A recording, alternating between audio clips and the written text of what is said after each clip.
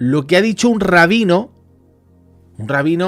muy importante, diciendo que la presencia árabe en el monte del templo está cada vez bajando más, porque los judíos, dice literalmente, los judíos están conquistando el monte del templo arrodillándose ante Dios.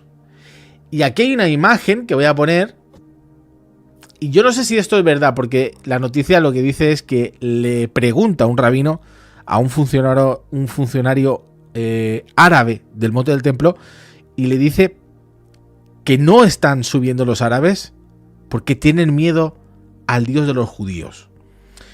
Steven, ¿esto es verdad lo que está pasando? ¿Es verdad que cada vez están subiendo más judíos y se están arrodillando ante Dios y cada vez menos árabes están subiendo al monte del templo a orar? ¿Esto es cierto?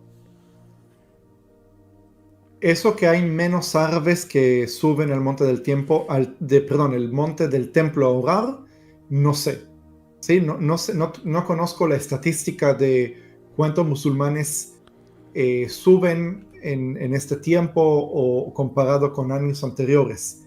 Pero eso que más y más judíos suben al monte del templo y se postran ahí en el monte del templo delante de Dios, eso sí, estadísticamente hay muchos más judíos este año que el año anterior y más judíos del año anterior que del año hace 3 años. Eso sí es verdad de la parte de los judíos, que hay mucho más. De la parte de los árabes no lo investigué, no conozco las estadísticas como ya lo dije. No sé si creerle a este rabino que él le preguntó a un árabe y el árabe contestó es porque tenemos miedo del Dios de los judíos. Puede ser que sí, no estoy, ¿cómo se dice? Descartando. Desconfiando o descartando, sí. Sí, en total puede ser que algún árabe lo dijo. Pero no creo que también si un árabe realmente dijo que muchos árabes no van porque tienen miedo del Dios de los judíos, no creo que eso es como piensan la mayoría de los musulmanes acá, que lo que se consideran palestinos, es que más el gobierno israelí de hoy es el gobierno más conservador que hubo en toda la historia del Estado de Israel. Digo, desde el inicio del Estado de Israel, el Estado de Israel se fundó por judíos seculares socialistas, judíos seculares izquierdistas, ¿sí? Y Israel se hizo más y más, con el tiempo se hizo más y más de derecha, más conservativo, y en el año 1977 es la primera vez que subió un gobierno de un partido de derechas, ¿sí? Más conservador, pero también ese gobierno era muy secular. Digo, siempre los religiosos en Israel eran una minoría, pero la cantidad de religiosos va subiendo, ¿sí? Religiosos judíos ortodoxos. Y cuanto más judíos religiosos ortodoxos hay, el gobierno también se hace más religioso y más de derecha. Y por eso el gobierno que tenemos hoy es el gobierno más derechista y más conservador y más religioso que Israel tuvo. Y el ministro de exterior de Israel, perdón, no de exterior, del ministro de la policía, ¿sí? El ministro que está encargado de la policía en Israel, es un hombre que hace 20 años casi estaba en la cárcel. Digo casi porque al último momento lo liberaron, pero casi entró a la cárcel por ser terrorista judío. ¿Sí? Uno casi no escucha de terroristas judíos porque estadísticamente no hay tantos terroristas judíos, pero existen terroristas judíos que la sociedad israelí está muy en contra de ese tipo de ideología. Y cuando digo terroristas judíos, porque tenía intenciones tal vez de dañar árabes o hacer algo en contra de los árabes. Y esa misma persona que hace 20 años casi lo metieron a la cárcel por ser terrorista judío, hoy es el ministro que domina la policía en Israel. La mayoría de la población de Israel no está contenta con él, cree que no debe ser el ministro de la policía, pero como parte de su ideología es tomar control. Bueno, hay que entender, el tema del monte del templo es un poco complicado en Israel. Es que Israel no tiene que conquistar el monte del templo ya pertenece a Israel. La policía israelí ya controla el 100% del monte del templo.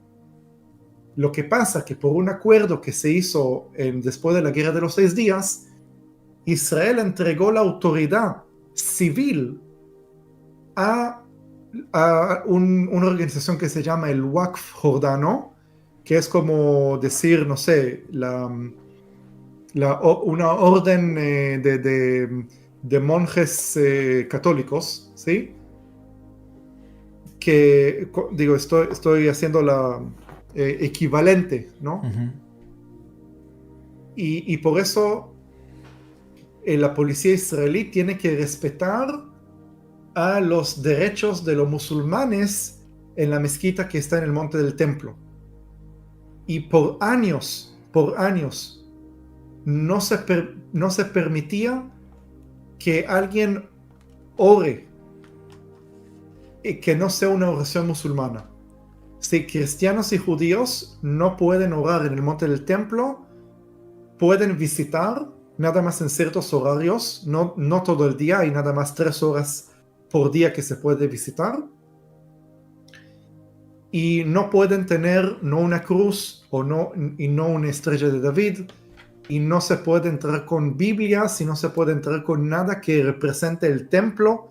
Yo como guía siempre tengo imágenes del templo, no puedo meterlas dentro del monte del templo, tengo que dejarlas afuera, porque los musulmanes son los que controlan civilmente el monte del templo, y la policía israelí tiene que ejecutar las peticiones de los musulmanes en el monte del templo para que no se forme una crisis diplomática con Jordania o con los musulmanes en el mundo. Y los últimos 2-3 años hay un cambio. Los últimos 2-3 años la policía israelí, que es la que tiene la fuerza, permite judíos orar en el monte del templo. Claro, lo hacen de manera controlada. Digo, avisan a los musulmanes, miren, en este día, a esta hora, vamos a hacer entrar un grupo de judíos que van a orar en el monte del templo. Los musulmanes lo ven eso como provocación. Y el miedo, digo miedo porque eso es lo que muchos de los israelíes tienen miedo, que ese asunto explote un día. Sí, explota en el sentido de que no están dispuestos más que judíos vengan a orar y postrarse en el monte del templo, y que se forme una crisis diplomática con Jordania y con Arabia Saudita, que son los que son responsables sobre los lugares sagrados del Islam. Y por eso es como una situación muy tensa, que por un lado los judíos no lo hacen con la intención de provocar, sino lo hacen con la intención de que, un momento, el monte del templo es el lugar donde estaba el primer templo que construyó Salomón, y el segundo templo que construyó Zorobabel, y luego lo reconstruyó Herodes, y no se puede construir el templo fuera de ese mismo lugar, tiene que ser exclusivamente ese lugar. Y por eso los judíos quieren cumplir con su deber religioso, que es adorar a Dios en ese mismo lugar.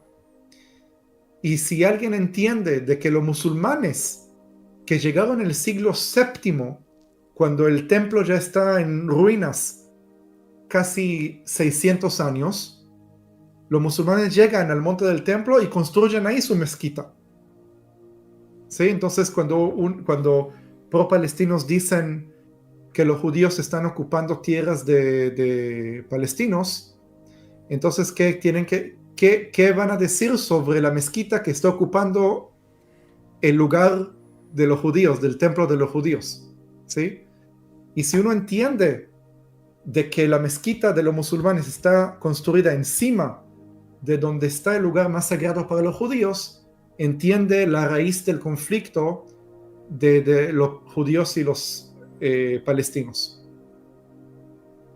Y por eso, como dije antes, judíos van allá no porque quieren provocar a los musulmanes, sino porque quieren realmente cumplir con su deber religioso, que es adorar a Dios en el monte del templo, mientras los musulmanes lo ven a eso como amenaza.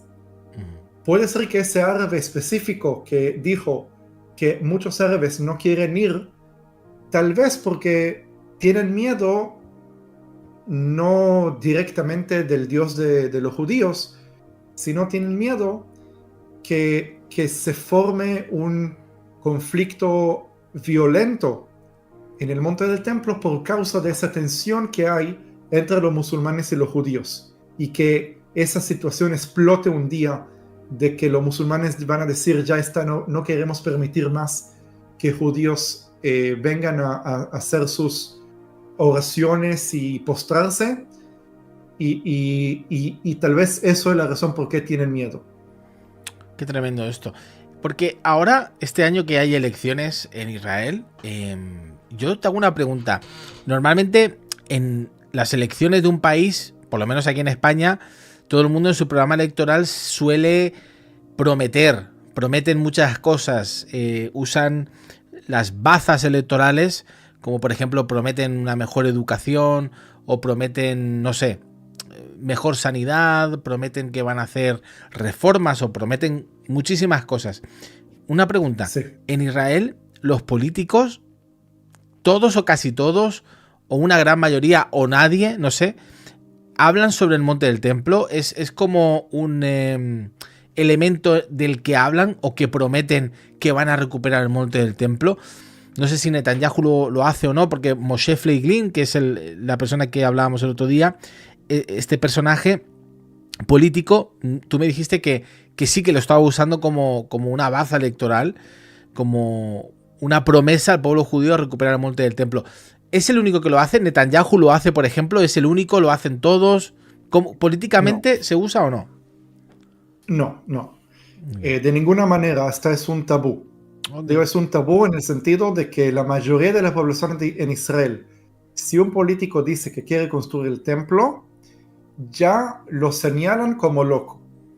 ¿Sí? Entonces, si Netanyahu va a empezar a hablar de construir el templo, primero que Netanyahu no es judío, pero no es religioso. Okay. Sí, él nunca lo dijo públicamente, pero se supone que es ateo. Y también si no es ateo, tal vez es agnóstico, pero no es religioso, no cumple las leyes básicas del judaísmo. Y un judío secular que no practica el judaísmo, tal vez puede pensar en el templo como algo como parte de su identidad, pero no tiene ninguna necesidad para construir el templo actualmente. Y la mitad del pueblo judío, por lo menos de los israelíes que viven en Israel, son seculares que no les interesa el templo, y al contrario dicen que si nosotros como judíos vamos a trabajar para que se construya el templo, estamos haciendo provocación para que comience una guerra contra todo el Islam, todo el mundo musulmán. Entonces un político que promete construir el templo en el monte del templo, lo ven como loco, en el sentido de que realmente querés comenzar una guerra, realmente querés comenzar a pelear con todos los musulmanes del mundo. Entonces la gente secular en Israel dicen no, que los musulmanes sigan yendo a su mezquita ahí en el monte del templo, y así podemos mantener una relación con el Islam, una relación buena.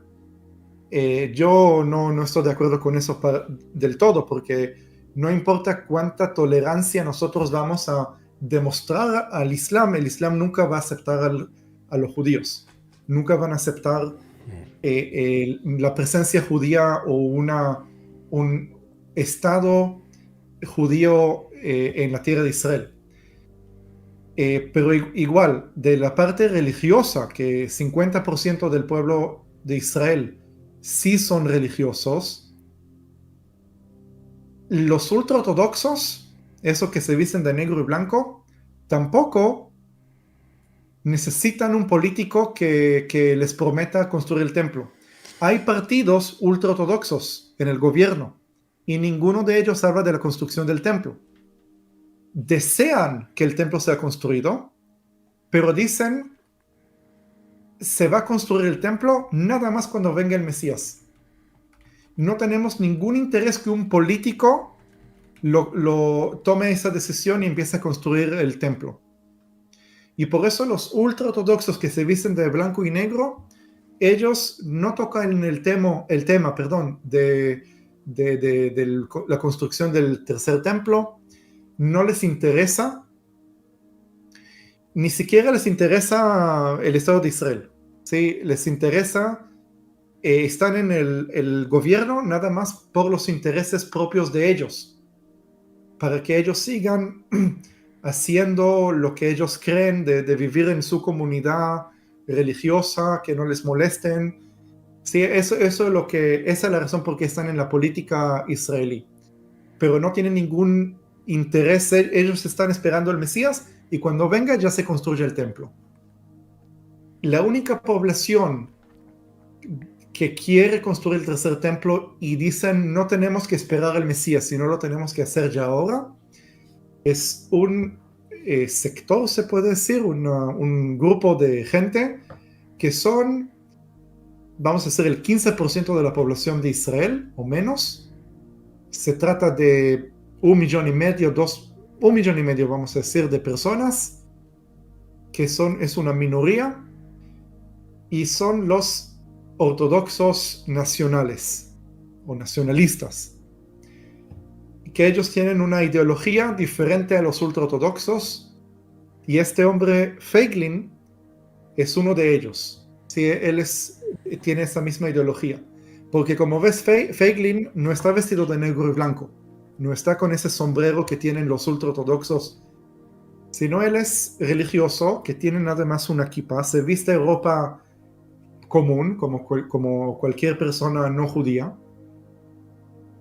pero él en su ideología, el pueblo tiene que operar, el pueblo tiene que actuar, el pueblo tiene que hacer cosas, y creen que cuanto más nos esforcemos a cumplir la visión judía, eso va a hacer que el Mesías venga más pronto. ¿Sí? Y lo que dice Feiglin, yo la otra vez dije que él promete, pero no es correcto, no es que él promete que él va a construir el tercer templo, sino que él dice que él va a hacer todo lo posible para que suceda. ¿En qué sentido? Tal vez él mismo no va a alcanzar a construir el templo, pero el partido de él se llama Zehut en hebreo, que la palabra Zehut significa identidad. Lo que él quiere decir al pueblo que los judíos perdieron su identidad, porque del momento que se olvidan del templo, pierden la identidad de quién son ellos. ¿Sí? Porque el templo representa la unión con Dios. El templo representa la presencia de Dios en la tierra. El templo representa nuestra espiritualidad. Y él dice, los judíos secular, los judíos que no practican la ley judía, pierden su identidad porque no desean construir el templo. Entonces, lo que él quiere es, a través de la educación, a través de hacer despertar diálogo espiritual, diálogo religioso entre religiosos y secular, gente secular, convencer cuanto más gente en Israel que debemos de construir el templo. Sí, esa es su estrategia. No es que de repente si él va a ser el primer ministro va a dar la orden de construir el templo, sino que su estrategia es preparar al pueblo que se despierten y adopten su identidad como judíos para ir y construir el templo. Sí, eso es su visión. Y no sé si en las imágenes que pusiste, porque yo no veo esas imágenes, Feiglin, ese político, tiene un, ¿cómo se le dice? Un pin.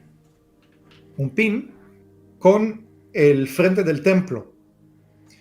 Y cuando le preguntan por cosas así de políticas, ¿no? Preguntas así un poco complicadas, que políticos siempre tratan de inventar cualquier cosa, nada más para contestar la pregunta complicada. Él siempre señala y dice, un pueblo que no tiene visión, que no sabe a dónde va, que no sabe qué es lo que quiere, por qué existe en este mundo, ese pueblo no tiene derecho de existir. Si el pueblo tiene que tener su visión, por qué está aquí, por qué volvimos después de 2000 años de exilio, por qué estamos aquí. Y dice, si no tenemos la visión de construir el templo, no, Israel no tiene legitimidad de existir. ¿Sí? Esa es su ideología. Wow, es tremendo esto, ¿eh? Él, por ejemplo, este hombre, ¿qué posibilidades tiene de salir? ¿Es un directo rival de Netanyahu o es no, casi imposible que salga? Mientras tanto, imposible. Mientras tanto, imposible, porque es un buen político. No. Como político no es tan bueno como un hombre que sabe expresar su ideología de la mejor manera. Creo que hay diferencia entre un político, que es un hombre que sabe cómo actuar como un zorro o como una serpiente, y una persona que es idealista. ¿Sí? Yo quiero votar por un idealista, una persona que tiene ideología firme y buena y con valores. Pero a veces la persona con buena ideología, que quiero que él sea mi presidente o primer ministro, no es político en el sentido que no sabe cómo actuar y cómo hablar con la persona correcta para poder llegar a ese puesto. ¿Sí? ¿Entendés lo que digo? Sí, perfectamente. Y tal vez él no tiene ese talento como muchos políticos que sí.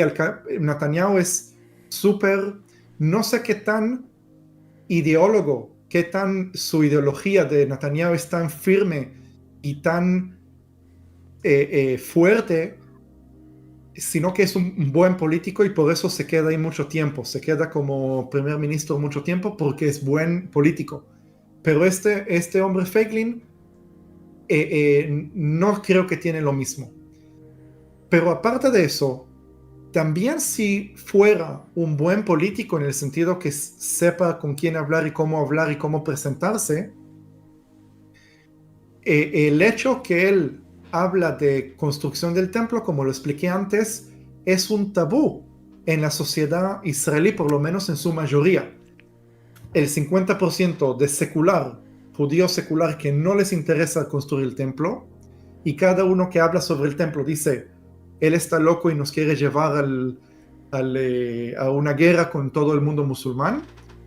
Y los ultraortodoxos, que también son casi 20% de la población en Israel, que no habla del tercer templo porque esperan al Mesías, no necesita ningún político que hable del tercer templo. Entonces es con estos dos sectores ya que hay una mayoría que tratan a cualquier político que habla de la construcción del tercer templo como loco y alguien que no no, ¿cómo se dice? No le llevan el apunte. No sé Sí, si, está bien si dicho, sí, que no le hacen caso. no le hacen caso. Ahora, lo interesante específicamente en Israel no lo conocen mucho. Sí, lo conocen como ese loco El loco del templo. derechas. Sí, pero no conocen su ideología porque del momento que escuchan que quiere construir el templo, dejan de escuchar el resto de su ideología. Y su ideología es muy buena, en mi opinión. Él es también libertariano, ¿sí? Como Milei, ¿sí? Por ejemplo, yo también, yo apoyo esa ideología del libertarianismo, ¿sí? Eh, y hay muchísimas cosas que tal vez la mayoría del pueblo en Israel no están de acuerdo con el libertarianismo, ¿sí? ¿Qué más? Uh, Aparte de algo sí que quiero decir sobre Feiglin, muy importante, él es uno de los únicos que, no sé, no quiero usar la palabra profetizó, pero sí alcanzó a describir casi exactamente lo que pasó los últimos 2 años. Él, 10 años antes, ya dijo, va a haber una tragedia. Jamás va a atacar y va a masacrar miles de personas. Ya lo dijo. No, y él dijo, no es que es profeta, es que él ve la realidad sin fantasías, ¿sí? sin agendas. ¿Sí? Él dijo, va a haber un masacre muy grande, no sabe cuándo va a pasar, pero va a pasar un día. Y cuando se hizo el masacre del 7 de octubre, él salió a las noticias y cuando Trump mandó, ya después, no era Trump en ese momento, era Biden, mandó ¿cómo se llama esos barcos gigantes con los aviones? Portaaviones, mandó un portaaviones a Israel para ayudar a Israel. Feiglin dijo, nuestra relación con Estados Unidos está bien, está bien que nos apoyan, pero del momento que ellos se involucran dentro de la guerra, en ese momento Israel pierde su independencia.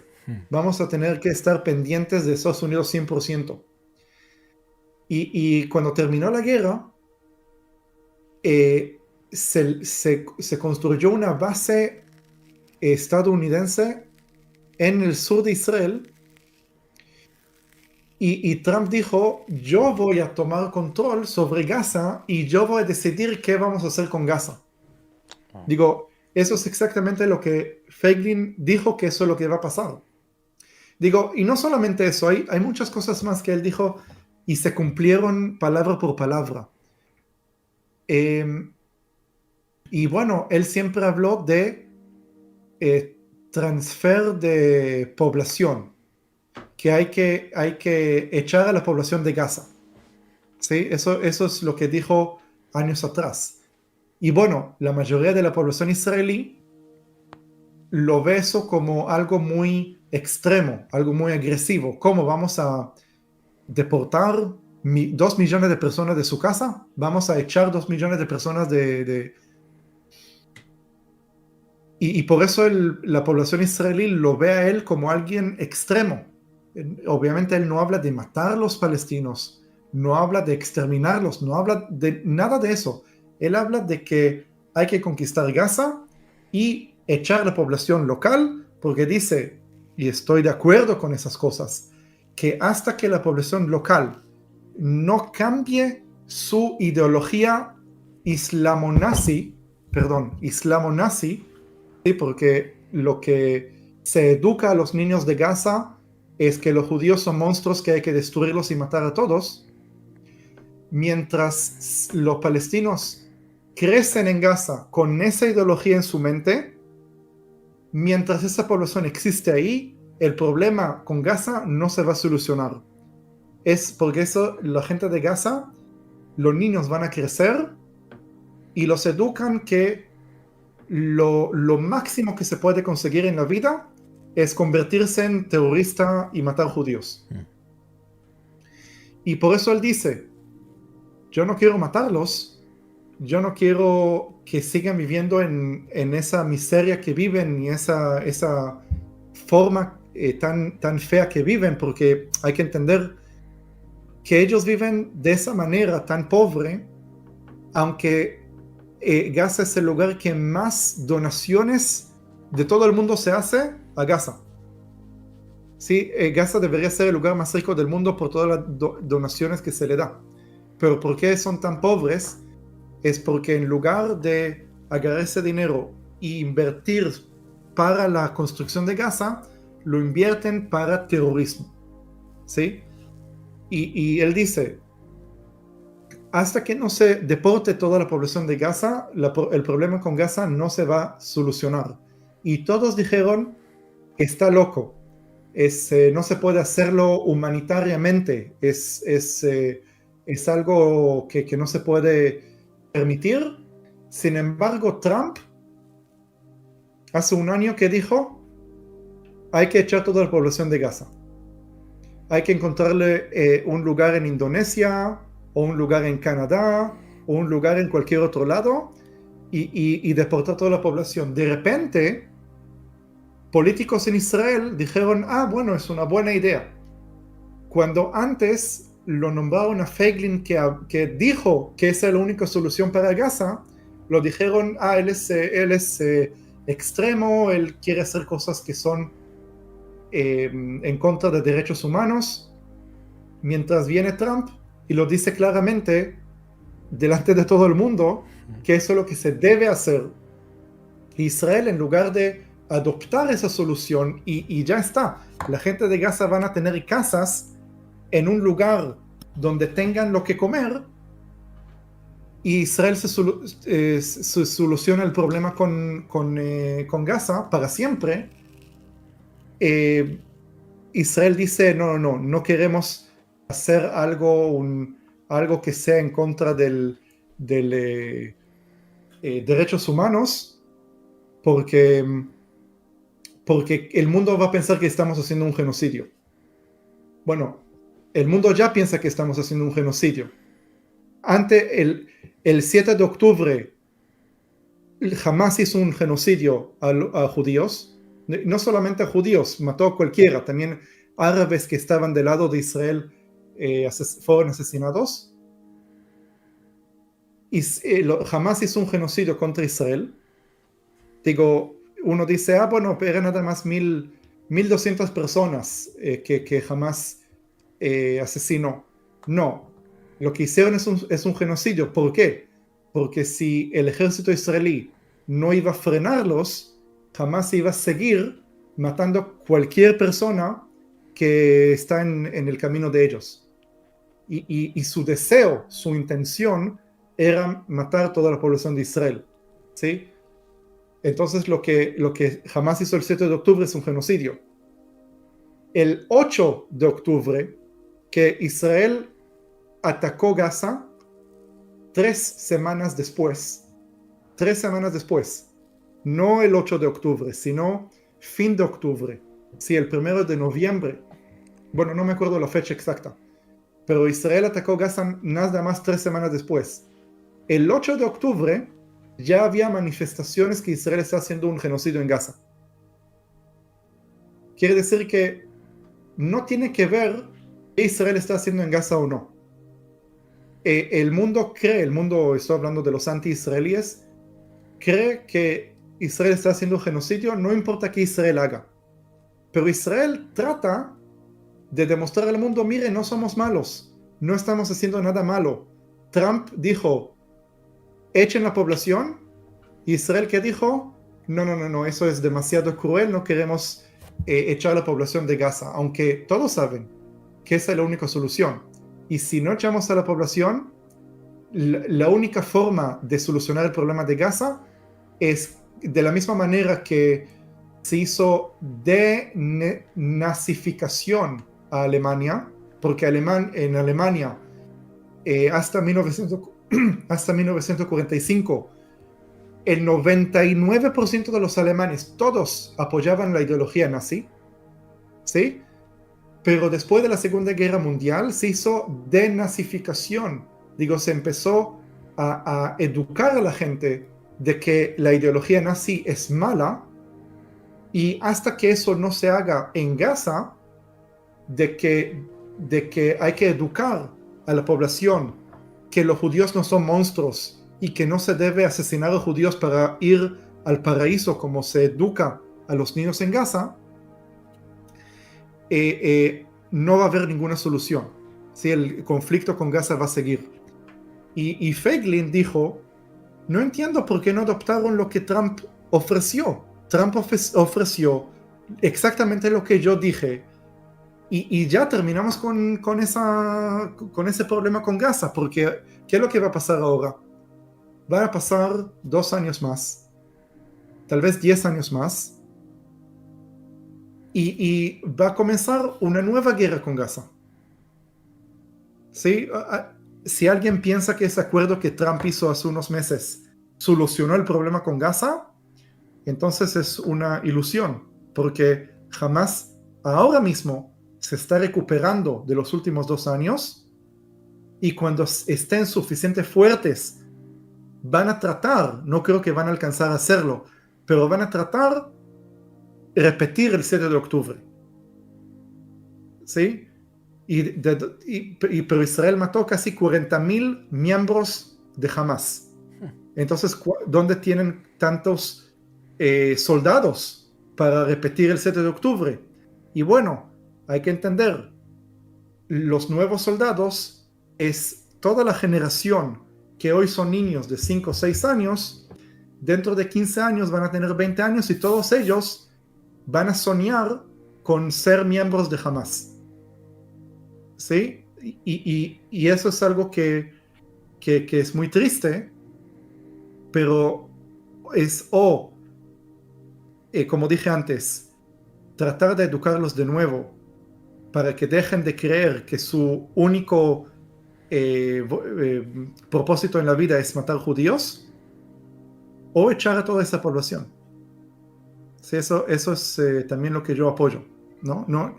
Ojalá que no sea echar la población, ojalá que podamos convivir con ellos. Yo no los odio, no estoy en contra de ellos, no estoy, pero el hecho que ellos se levantan a la mañana y lo único que los motiva a seguir vivir es el odio a Israel y cómo exterminar a Israel, no hay ninguna otra solución que echarlos de la franja de Gaza. La verdad que todo lo que nos cuentas es tremendo, y bueno, vamos a ver qué pasa, ¿no? Alguien decía en el chat que el Dr. Hill White es el que dice que también este hombre es el único que sabe qué rumbo tiene que tomar Israel. Es muy interesante y muy curioso. Yo particularmente pienso, es una opinión personal, creo que estas elecciones pueden cambiar el rumbo de la historia. Por cómo está la situación, no solamente en Israel, sino en Oriente Medio, lo que está pasando en Irán, casi 100.000 personas que han asesinado, es terrible. Y nadie está hablando de eso. O sea, nadie está hablando de eso. Nadie está hablando de eso. Yo creo que están pasando muchas cosas, y otra cosa interesante que se me venía a la mente mientras estabas hablando es qué va a pasar con lo que van a construir en Gaza. Porque el megaproyecto que presentó Kushner, el yerno de Donald Trump, presentó un megaproyecto en Gaza, un proyecto increíble, lo vimos aquí en el canal. ¿Qué va a pasar con toda esa gente que va a invertir dinero?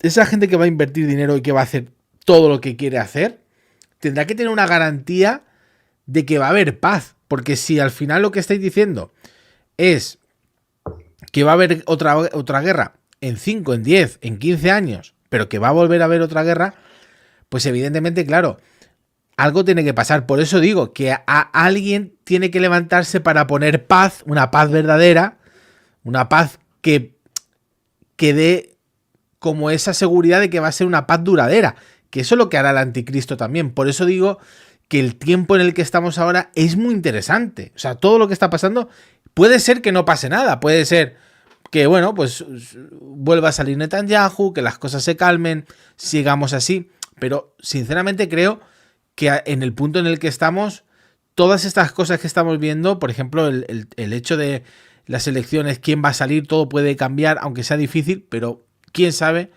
todo lo que puede venir, ¿no? Muy interesante. Muchas gracias, Steven, por este tiempo. Sé que te emociona cuando te hago algunas preguntas. Yo noto cuando te emocionan mucho, te toco la fibra, ¿no? De esto.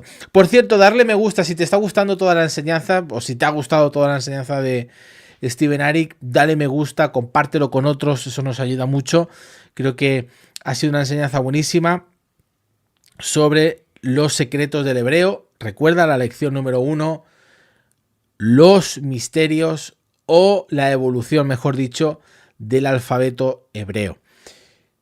Ya sabes, puedes conseguir el libro de Steven también, todo el material en Amazon, cualquier parte del mundo en Amazon lo puedes descubrir. Un libro muy interesante, lo puedes adquirir, comprar.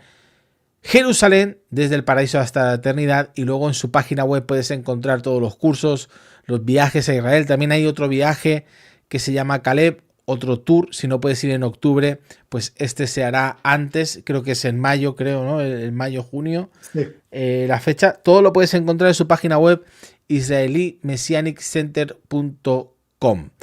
Steven, muchísimas gracias. Una vez más, te echaba de menos y creo que ha sido un muy buen directo. Muchas gracias y saludos y bendiciones a todos. Que el Señor nos bendiga. Nos vemos en el siguiente directo. Ya sabes, dale me gusta, compártelo y suscríbete. Chao, bendiciones.